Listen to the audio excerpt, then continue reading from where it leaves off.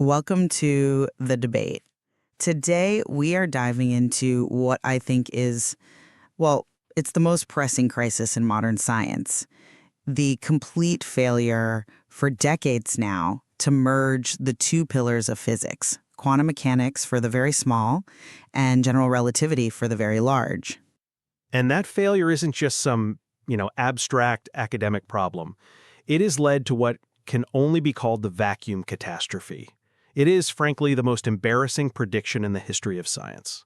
It really is. I mean, when we say catastrophe, we mean our best theories predict the energy of empty space to be off by a factor of 1 with 120 zeros after it. It's just fundamentally broken. Completely. And that brings us to our central question. Does a theory like string theory, with all its mathematical beauty and consistency, justify all this research when it has given us zero testable predictions? Or is that complete lack of falsifiability a giant red flag telling us to, pivot to something else? And I will argue quite forcefully that string theory has become an unproductive dead end. It's a crisis, and we need to get back to models we can actually test. And I'll argue that string theory's unique consistency is telling us something profound. We're not just chasing elegance. We are, I believe, following the only mathematical path that actually works. My position really boils down to mathematical necessity. Look, string theory is just fundamentally different from every other attempt at quantum gravity. All the others, they eventually hit these mathematical walls, these things we call anomalies. Right, where the equations just spit out infinities. Exactly. They just break.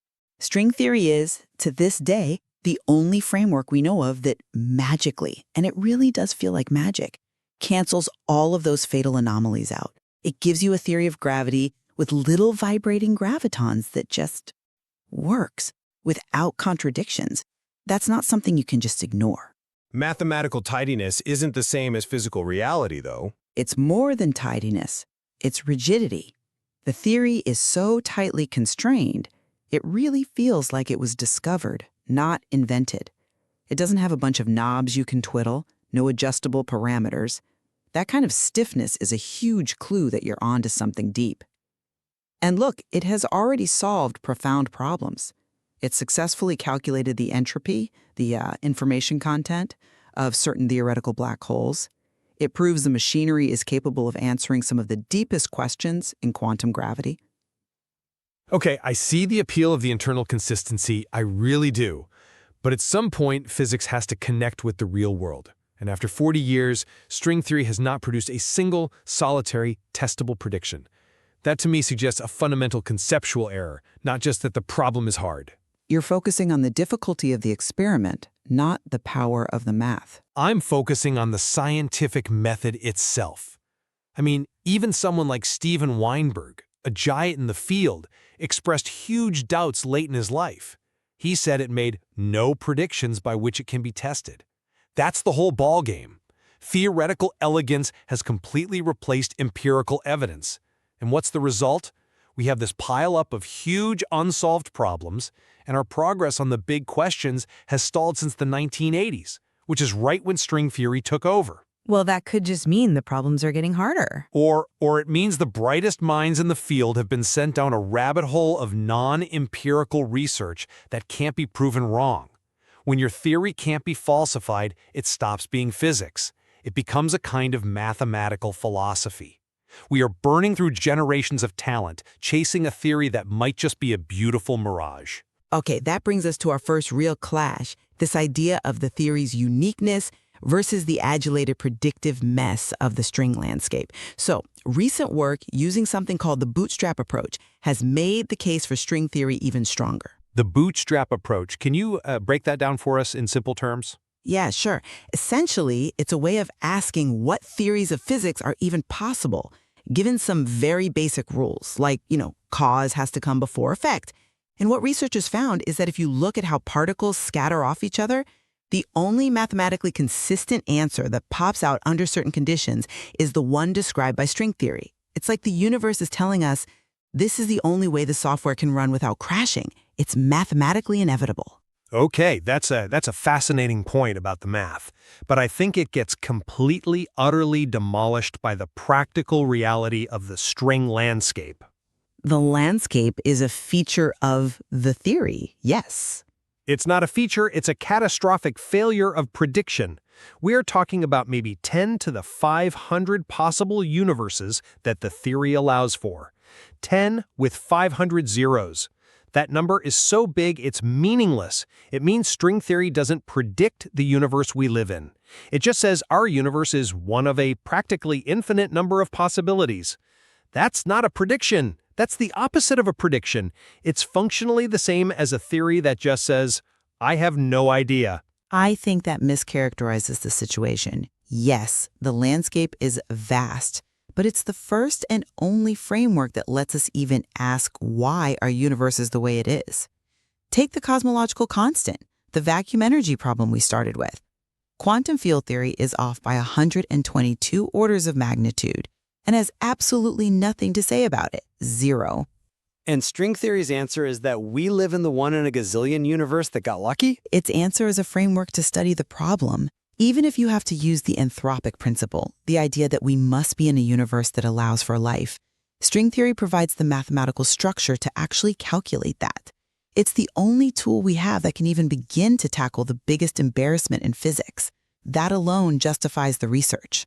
I'm sorry, but I just don't buy that. Relying on the anthropic principle feels like giving up. And worse, the attempts to fix this, like the so-called swampland program, it's just gotten ridiculous. The swampland program is trying to figure out which of those universes are physically possible versus just mathematically allowed. It's progress. Is it? It looks like an endless exercise in patching holes. The predictions that come out of it are conjectures built on top of other conjectures. They'll say something about dark energy, but it will depend on some unknown constant c that they can't calculate, so there's no number to test. It's a pattern of moving the goalposts. Meanwhile, our telescopes are getting better, and the data they're collecting is only making the problems for the theory worse, not better. That's progress in reverse. And this leads right to my second point, the absolute practical imperative to focus on models we can actually test. The fact that so much of our field is focused on theories where experiments are inconceivably difficult, that's a direct quote, is a sociological failure. So you're saying we should just give up on the deepest questions because they're too hard? No, I'm saying we should prioritize the scientific method. We have to find frameworks that give us an operational pipeline for testing them, now, today. And they do exist, even if they're abstract and complex. Okay, so give me an example. What does a testable foundational theory even look like? All right, consider some of the emerging research on frameworks that try to link information and gravity, like the Unified Recursive Field Framework. Now, it's highly abstract stuff, I grant you, but the key difference is it proposes specific, concrete, falsifiable tests. How? That's the holy grail, isn't it? It does it with a weak program and a strong program. The weak program tests the theory's mathematical structure in systems we can access, like complex AIs or models of the human brain.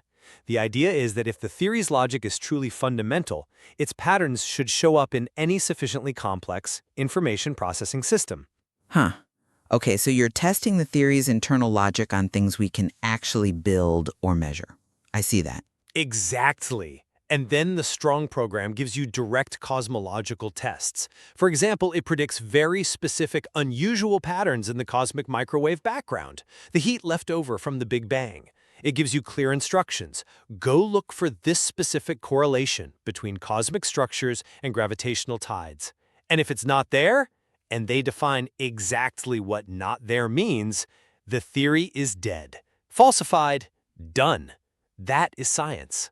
That is a compelling case for exploring new avenues, and I absolutely respect the call for that kind of operational rigor. But we have to come back to the single deepest challenge of all.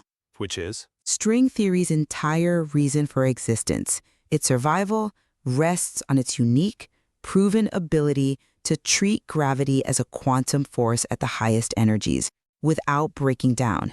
That is the non-negotiable ticket to the game.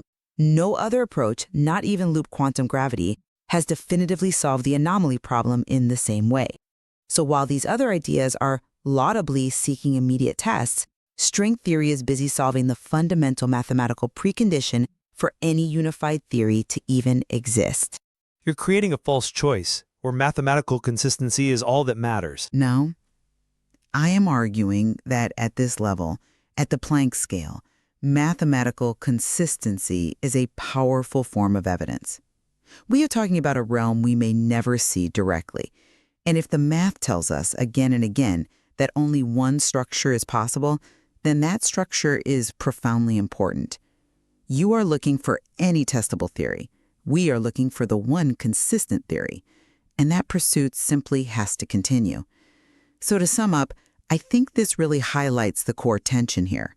While yes, empirical evidence is always the final judge, string theory's singular success in building a mathematically sound bridge between quantum mechanics and gravity, well, it forces us to consider that the deepest truths might require a long period of non-empirical work. We can't just abandon the only path that is mathematically guaranteed to be free of contradictions just because our technology hasn't caught up yet. And I see that same tension as the defining feature of a field in crisis. When a theory produces 10 to the 500 possible outcomes and therefore 0 real predictions, and manages to dodge being proven wrong for 40 years, it is in serious danger of becoming philosophy, not physics.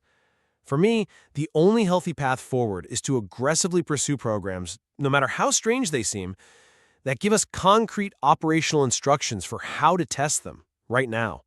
That's what keeps revolutionary ideas tethered to reality. It's clear that understanding this tension between deep mathematical consistency on the one hand and immediate testable accountability on the other is going to be absolutely critical in deciding the future of fundamental physics. There is certainly much more to explore here.